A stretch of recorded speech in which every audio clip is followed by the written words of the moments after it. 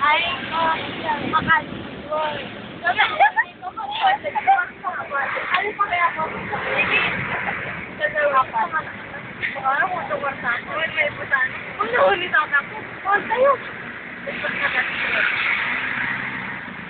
Ala! Ay! Ay, bastos caliber! Uy, it's what you call that. Ano ka ba hindi yan?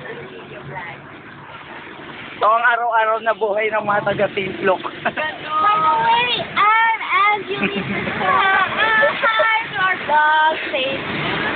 Yes, yes, yes. Ay, tama na. Ano dito ka sa...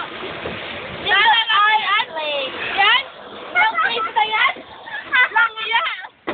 Kaya, nakatulog. Diyan siya natulog noon. Kahit may gumagamit ngayon na computer, nakagano. Ano ba? Kasi. Wala na pa.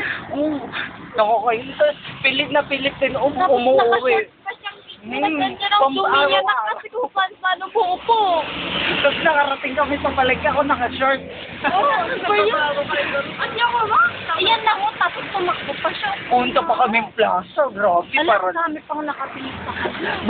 baka nga itulak niya Angelina na. Nag-slide pa ako sa akin. Lang, di ako tumbaan.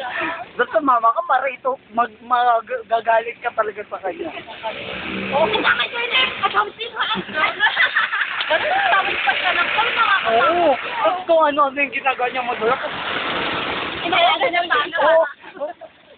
Sabi ko nga, hayaan na lang natin na matagasaan.